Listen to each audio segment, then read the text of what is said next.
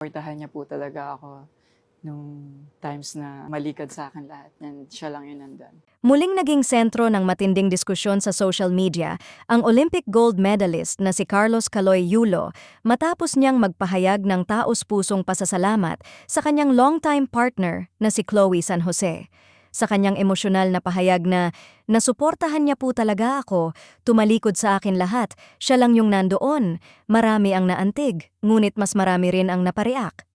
Ayon kay Caloy, sa mga panahong pinakakailangan niya ng lakas at suporta, si Chloe ang nanatili sa kanyang tabi. Hindi raw matatawaran ang sakripisyo, pag-unawa at paniniwala nito sa kanya bilang atleta at bilang tao. Para sa ilan, ang pahayag na ito ay patunay ng lalim ng relasyon nila at kung gaano kahalaga ang emotional support sa likod ng bawat tagumpay. Ngunit kasabay ng papuri ay ang halo-halong reaksyon ng netizens.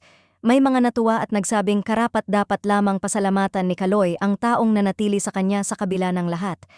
Para sa supporters, hindi madaling makahanap ng partner na handang sumuporta sa isang atleta sa gitna ng pressure, training at personal na pagsubok.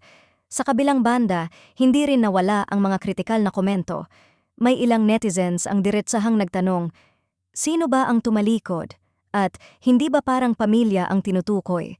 May mga nagsabi pang tila wala raw utang na loob si Caloy at siya pa raw ang lumayo sa kanyang pamilya, hindi ang kabaligtaran. Ang mga salitang ito ay mabilis na kumalat at lalong nagpainit sa diskusyon online. Gayunpaman, may mga netizens din na nagpayo ng mas malalim na pag-unawa. Ayon sa kanila, walang sino man ang ganap na nakakaalam ng buong kwento sa likod ng pahayag ni Caloy.